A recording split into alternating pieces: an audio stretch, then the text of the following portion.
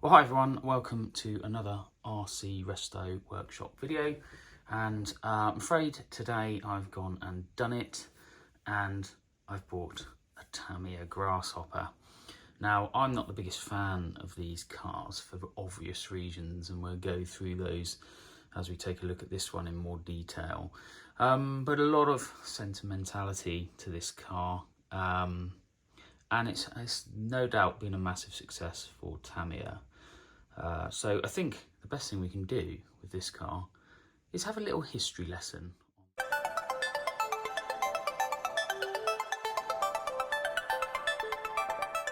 The Grasshopper story starts in 1984, with Tamiya realising there was a gap in their range at the beginner level, where there was a need for a buggy to encourage newbies into the hobby.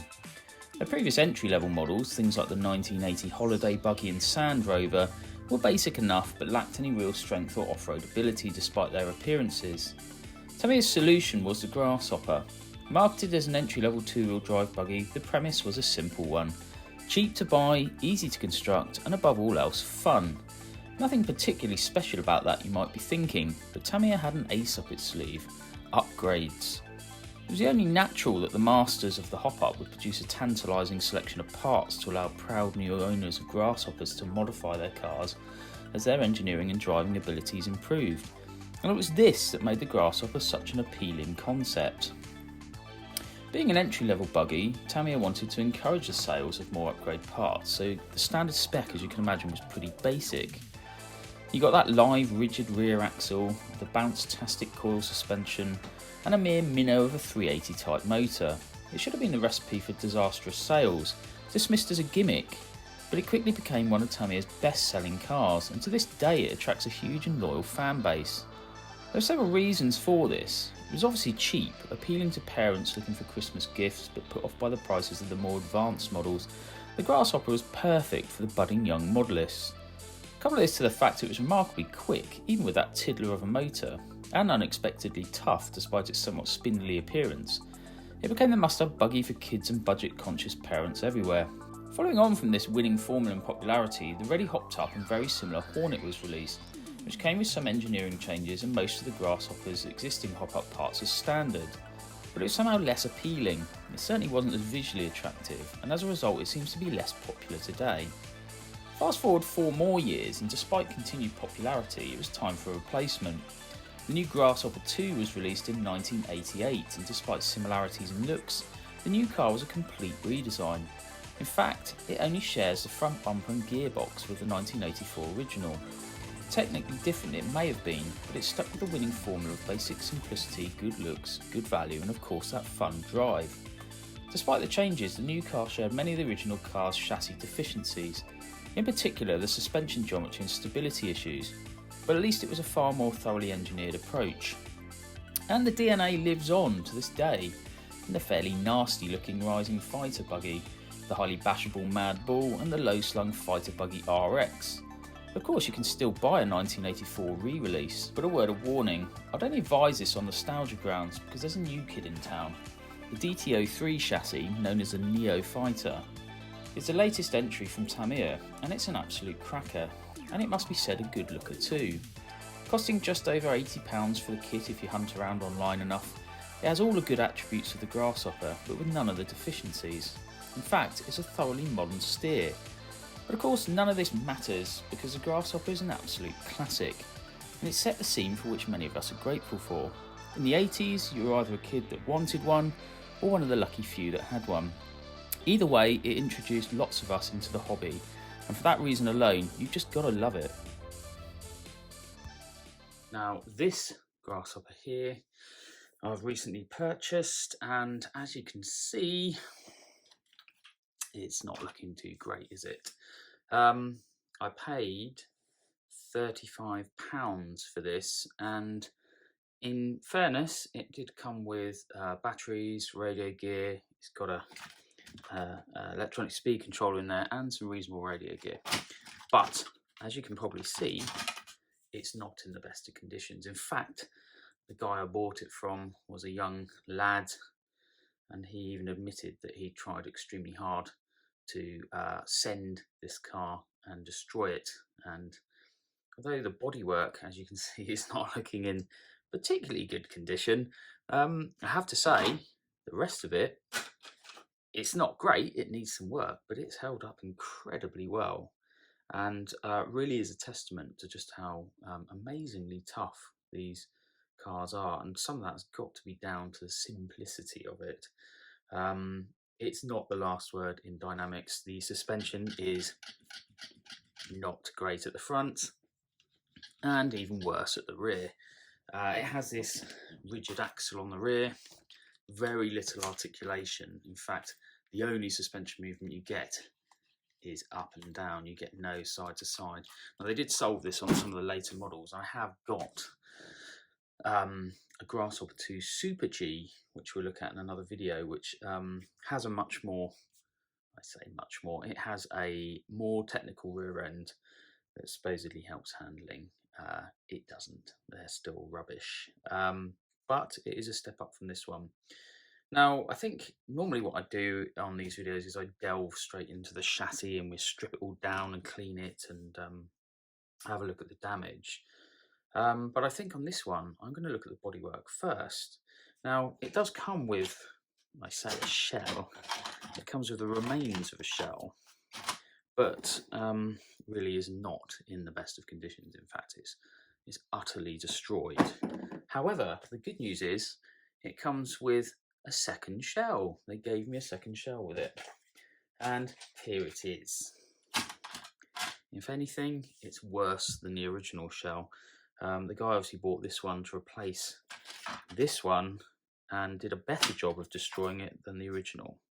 So naturally, the one thing that I could do here, of course, is buy a new shell for it. But actual fact, they're £25. I don't know what that is in dollars, probably. I'll flash it up on the screen. And for a car this simple, and I only paid £35 for it in the first place, am I going to pay 25 quid for a shell? No. What I am going to do is waste hours and hours and hours trying to repair the shell here. Now, on balance, I think the white shell here, the original, is in better condition than this one. This one is literally broken in half and glued back together. You can see the nice job of gluing it he did there. I mean, you can barely tell the glue's there, right? So, and the tape, that was a nice touch. That's subtle and good colour match as well, I thought. Looked good. But, having said that, this shell has some sections that would fit onto this shell. Now, the question I've got is, can I, really like fixing a real car, can I cut bits off this shell and replace bits on this white shell to make a new one? I think there's only one way to find out. I don't know what's going to happen here. I haven't planned this at all. So this could go drastically wrong, and probably will, because I'm not very good at this sort of thing. However, I have bought some lovely styrene rod. You can buy this stuff in your model shop for literally a few quid. I think I paid, all of these rods here, I probably paid around about £5, I would have thought. I've got a thinner rod here as well. This is 5mm. This stuff here, get the camera to focus on it, is, I'm too close, sorry, is 4mm, and I can't get it to focus, so I do apologise. The idea is the 4mm slots into the 5mm, so we can make joins and glue them together. So the combination of this, and must be said, this, we're going to try and make a usable shell for it. I'm not expecting it to be in amazing condition or Concord standard or anything like that. You know, it's a Grasshopper and a knackered one at that, so I'm not going to waste too much time making it look amazing, but I'm interested to see if I can make this work. I've got some plastic weld, I've got some plastic cement. I think the best thing to do now is get cracking. So we're going to start by cleaning up this light structure here, this piece that holds the lamp onto the body shell. I've just got a craft knife here and I'm just cutting away some of the hot glue that the previous owner has used to try and repair it and done not a particularly good job. So I'm just cutting away the hot glue and just trying to clean some of the dirt and muck off, and actually scoring it like this and keying it up a bit just allows the plastic weld that I'm going to use to take nicely, and give it a key to actually work into the plastic and join the two surfaces together. So I'm going to tack it in place using this extra thin Tamiya model cement. I mean, it's very similar to plastic weld, has the same effect. It's just really just to tack it in place to make sure that it's held, and then I'll use the plastic weld. You can buy it in most model shops. I just happen to have the Tamiya brand, but other brands are available. Let's put a few spots on around this light structure that I've now. I know it looks dirty, but it's fairly well keyed, and I'm not overly worried about getting every speck of dirt off it. So we're just going to spot that on there and just allow that to take. It's just really to hold it in position. It's not forming any sort of strong bond here. It's just to hold it in place, to give me an idea of where I'm going to sort of fill the gaps around the edge, as it were. So now that's tacked in place nicely, what I've done is got some of the styrene rod, and I've taken the end and I've cut a section off, and I've just sat it in here next to where we've tacked that light mount on. And what we're going to do now is take the plastic weld, and again, you can buy plastic weld in most model shops. You can buy it online as well. Lots of different brands. Just be careful with it. It's quite a dangerous product, so you really should probably wear gloves. I know I'm not in this video, and I apologise, but I am quite careful with this stuff. I try not to get it on my hands. I'm just going to hold this piece of styrene here in place, and we'll dab a bit of the plastic weld around it. And what this is going to do is soften up the styrene and make it sit in that gap. And I'm just wetting up around here as well, and we'll probably get some more sections of styrene and just work them in. It'll go sort of gooey. You need to allow it a little while just for the chemical reaction to take, and it'll soften that all up. And it should join the two together. It should fuse the two together. And actually, if you push the styrene into the plastic shell, as I'm doing here, you can see it's getting a bit gooey, and it's just filling all those gaps quite nicely. And that will dry hard once the plastic weld has dried. And here we go. I'm just going to speed this up a bit, and you can smooth it in. It's a lot like sort of filling really on a real car. If you ever do a weld job on a real car, and then you smooth it over with a bit of filler. And I'm just going to put a bit more around there, and a couple other pieces. And hopefully, I know it looks a bit messy at the moment, but hopefully once it's dry, I'll be able to sort of sand and file it down, and we should have a nice clean looking repair on the shell. So I'm going to put this piece in here after I've stopped dropping it. And same thing, we're just going to soften it up and push it into that gap there. Okay, so from the inside, we're going to do a very similar thing here, and just put some plastic weld in. That will just seep into the crack between the repaired piece and the actual body shell, and it will just create a nice join there. And I can be a bit messier on the inside. It doesn't make such a difference. Now, one final thing I'm going to do here is take some of this dust off my desk from cutting the styrene, and you can't see what I'm doing. I've just put it over the join there, and I'm just going to prod a bit of that into those gaps, and I'm going to get some more plastic weld, and I'm going to just dab that, drizzle it down. It will stick to the brush a bit, but it'll eventually come off and just work its way into all the smaller gaps there, as you can see. Again, it's not the tidiest thing in the world, but once it's rubbed down, I think it's going to look pretty good. So I'm just going to finish this here, and we're just going to let that dry. So the light's fitted. Now the next job is to do this roof here, and these two pieces of roll cage are supposed to be attached to this piece of roof. The roof had a crack in it there. I've done a bit of a repair on that again with some plastic weld on the inside and the outside, and it's looking fairly good. I think it's where the driver's head hit.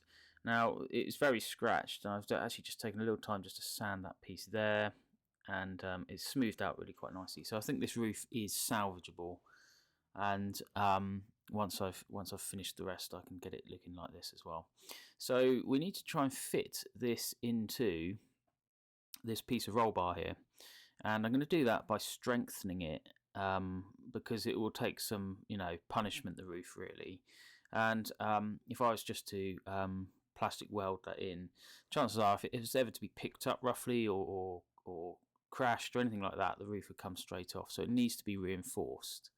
I apologise for the camera here as well. I've knocked it out of position, and I didn't notice until after I'd filmed it. We're going to put a piece in there, and this is 4.5mm styrene rod. This is actually the same size as the bit fitted to the roof originally, and I'm going to cut a section of that and fit it. But first we're going to do these pieces, and to do that we're going to get this glue off there and clean them up a bit. And I'm going to use some reinforcements, and in this case it's a paper clip, a simple paper clip. And again, sorry about the camera angle, the paper clip will just go between the two pieces and act like a metal reinforcing rod, as it were, a bit like what you would do with reinforced concrete, I suppose. Now this is experimental, I've never done this before, so I'm just going to bend this paper clip and cut it to size, and then once it's straightened out, it gives me a chance to shape it. And what you can't see is, because the camera's out of angle, is I'm just sizing that up, and we're just going to tack it in place with a bit of cement. And I've drilled some holes through here, and we're going to run the rod through that piece as well, just to give it extra support, and then just use plastic weld to smooth over the joints. Now I'm just going to make the holes using my multi-tool here. I'm just going to bore a small hole in here carefully, and it's just going to allow me to put that metal from the clip in there. And I'm using an engraving tool. Actually, really I should use a small drill bit, but I'm not quite sure why I chose the engraving tool, because I'm stupid, I think. But it seems to work fine. So I'm just going to enlarge that hole a bit. And I'm going to keep the shavings off that tool, because again I can use those bits of styrene that I've saved or taken away, and use them to help seal up this join. So that piece of rod, that piece of metal goes in there. I'm then just going to make sure that fits in there nicely, and that will be tacked in.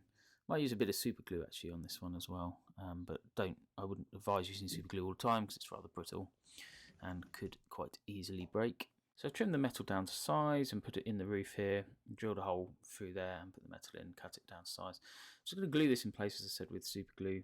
I use one called Super Fast. You can buy it in most places, British product. It's like a gel, and I'm just going to squeeze some into this gap here, and that really is just going to hold the metal support in place. I then use this activator spray, really useful stuff, and it sets off the glue nice and quickly, so you don't have to sit waiting for it to dry, and it will hold it in place. And that's hard already, it's in place. Now, like I said, it can be a bit brittle, so I wouldn't advise using it all the time. And now I'm going to take some of this muck that I took off my multi-tool and some of the plastic weld, and we're going to fill this gap, and we're going to fit it into the actual body shell, sliding it into that hole you saw me drill a moment ago. And I'm just going to take the plastic weld here, and we're just going to soften things up just to allow it to take more easily. And I'm just going to paint some on around the edge here. This will actually help the metal seat as well, because the plastic will soften around it and shape around the metal and get a nice tight fit. I'm sorry about the camera angle again, you can't see me doing it. I can promise you it's not particularly interesting. All I'm doing is painting the plastic weld into position there. Now I'm just going to manipulate that plastic and fill any gaps around the metal. so it becomes more of an integral part of that roof structure. And it seems to work quite nicely. Just cleaning up a bit there. Now this should really be ready to slide into the roof. Again, I can't show you because my camera has moved, but I'm just checking it for fitting there, and I can now go ahead and fit the roof. I'm going to put the other side in as well. That's already been pre-prepared, and I'm going to just drill a hole through. I'm using a drill bit this time because I want this one to be a bit more precise. I'm just going to drill that through now, like so, and just clean that hole out and try and keep hold of that styrene that comes off on the drill bit as well, because again it's useful. And with it in place, with the two metal rods in position, I'm just going to push those joins together now. They're quite seamless actually, they're not too bad at all. And I'm just going to use the plastic weld to seal it off, and that will create a nice permanent fixture. And then I just do the same on the other side, so you just make sure it's lined up nice and straight, nice and flat, and I'm just going to do exactly the same thing. Paint some plastic weld on there, and probably put a few shavings of styrene into the gaps that result. Just soften things up first, and just make sure it's all nice and smooth. And here's the finished result. Nice smooth join, nice and strong with that reinforcement. The light I've cleaned up a bit and it's looking much better. And this is the front part of the roll cage that I reattached, and you can see the crack there. I've filled that in as well with some plastic weld. Now the next piece to look at is going to be this fairly integral part of the roll cage. Now I have got the original pieces here, and I could consider really sort of welding them back into place. It could be done, but I'm not sure it's really worth it, and they're a bit damaged really, and possibly not worth it. I don't think they get a very good join, it wouldn't be very strong. I'm going to get some styrene rod instead, and I'm going to fabricate a new piece actually, a bit similar to these, that I'm going to fit in. Now I've cut a notch in the bottom, and I've measured it along the line of the body at the bottom. I've just used this disc on my multi-tool, and that is then sized up, and that's going to fit and make a nice secure fitment there. And notice I've lined it up with the lines of the body here, so it does sit quite nicely, and that can be plastic welded in.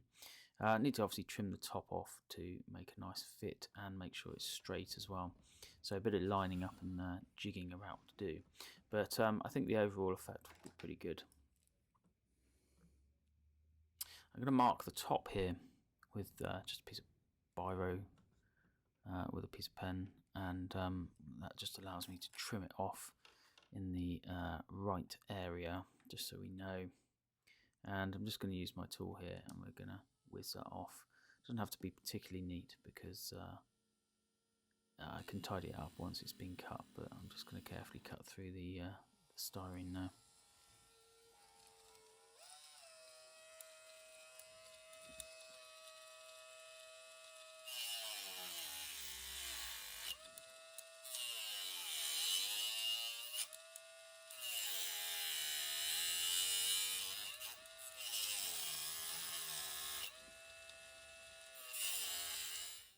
So once cut out, I'm just going to size it up. I'm going to have to cut a notch in the top just to make sure it fits. I'm just making sure it still lines up nicely, and I've got about the right height there on the styrene rod. And I'm just going to, like I said, cut a notch through the top there, so it can sit nice and flush with the existing roof panel there.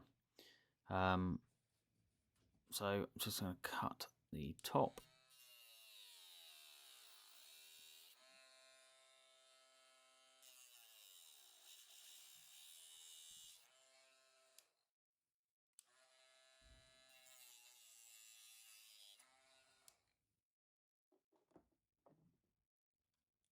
Remove that section, and just going to see how well that fits in. Just take off some of this loose swarf from the top there, and really it's going to be quite a smooth join, so a lot of this material can actually come off. It shouldn't need too much to join the two.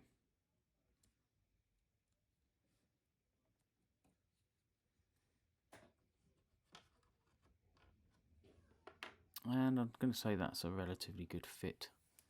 Now what we need to do is just use some plastic weld and make sure it's secured in place. Right, you might be wondering what's happened. I need to issue an apology. I started filming this video in 2023, and due to commitments outside of my control, I wasn't able to continue filming it at the time. I did continue to chip away at the shell though. Most of the stuff I've done, pretty boring and probably the same as what you've already seen, so you don't want to see it over and over again. However, I will just talk you through what has been done and where we're at on the shell itself. And it would have made this video too long if we'd done every single bit of this repair. Anyway, this is where the B pillars on this side, so I've put another one next to it, fused those two together with some plastic weld, and just smoothed them over at the top here. A bit of work still to do, a bit of tidying up, been joined at the bottom there as well, and integrated into this overall roll hoop.